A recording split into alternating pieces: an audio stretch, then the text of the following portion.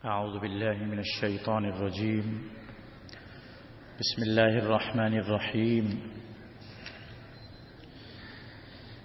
ولقد آتينا موسى الكتاب وقفينا من بعده بالرسل وآتينا عيسى ابن مريم البينات وأيدناه بروح القدس أفكلما جاءكم رسول بما لا تهوى أنفسكم استكبرتم ففريقا كذبتم وفريقا تقتلون وقالوا قلوبنا غلف بل لعنهم اللہ بکفرہم فقلیلا ما یؤمنون. اللہ تعالیٰ نے ارشاد فرمایا، اور البتہ تحقیق ہم نے موسیٰ علیہ السلام کو کتاب دی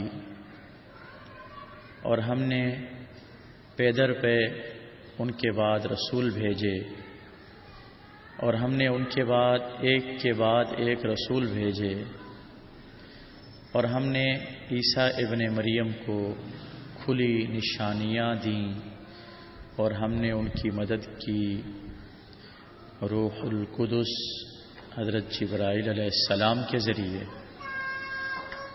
کیا جب کبھی بھی تمہارے پاس کوئی رسول آیا ایسی باتیں لے کر جن کو تمہارے نفس نہیں چاہتے تھے تو تم نے تکبر کیا؟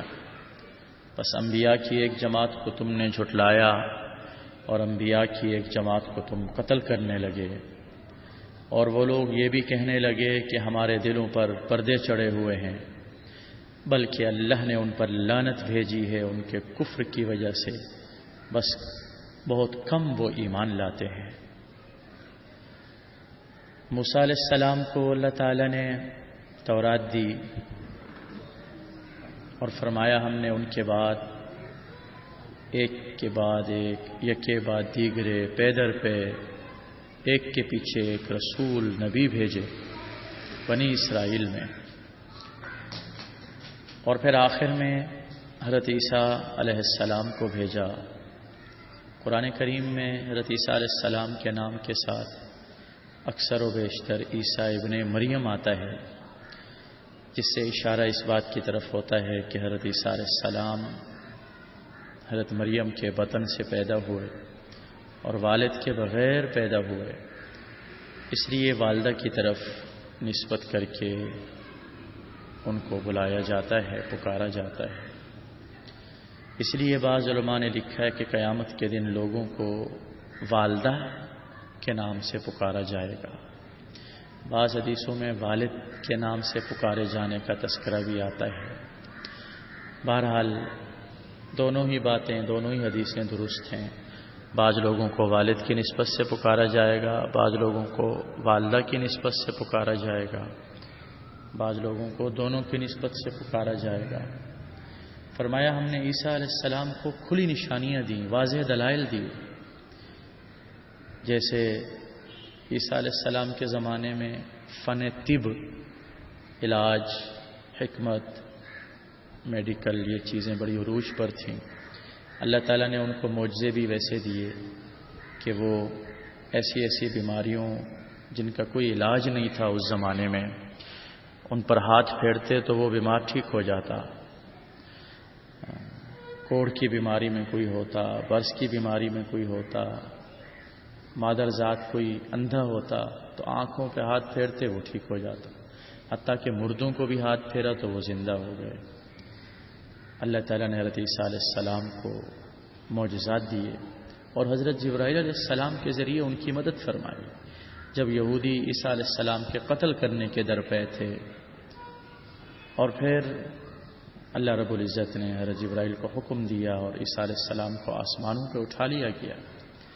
اللہ فرماتے ہیں کہ اے بنی اسرائیل کے لوگوں، جب بھی تمہارے پاس رسول آیا ایسی باتیں، ایسا دین اور ایسے احکام لے کر جو تمہیں اچھے نہیں لگتے تھے، تمہارے نفس کے خلاف ہوتے تھے، تو تم تکبر کرتے تھے، تم نہیں مانتے تھے اس کو.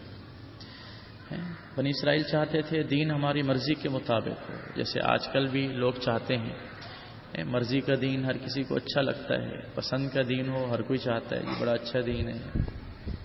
جیسے لوگ کہتے ہیں نا جی بڑا نرم دین ہے، بڑا آسانی والا دین ہے، اور اس کا مطلب کیا لیتے ہیں جی؟ نماز پڑھو پڑھو، نہ پڑھو نہ پڑھو، پردہ کرو کرو، نہ کرو نہ کرو، تمہاری مرضی، حلال کھاؤ حرام کھاؤ، اللہ نے دین میں کوئی مشکل نہیں رکھی، معاذ اللہ، استغفر اللہ۔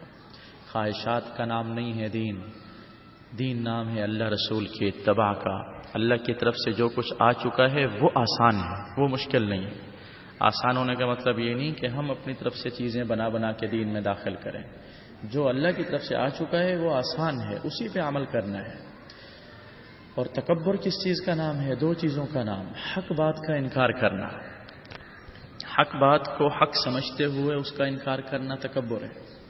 ایک چیز آئے ہمیں پتہ ہو یہ حق ہے، سچ ہے، پھر بھی نہ ماننا، یہ تکبر ہے۔ اور لوگوں کو حقیر سمجھنا، چھوٹا سمجھنا، اپنے آپ کو بڑا سمجھنا، یہ بھی تکبر ہے۔ تو اللہ نے فرمایا تم نے تکبر کیا، بعض انبیاء کو تم نے جھٹلایا اور بعض انبیاء کو تم قتل کرتے رہے۔ بنی اسرائیل کے لوگوں نے ایک ایک دن میں سینکڑوں 70 انبیاء کو بھی قتل کیا ہے، معاذ اللہ۔ انبیاء کا قتل کتنا بڑا جرم ہے، انبیاء کا قتل کتنا بڑا گناہ ہے۔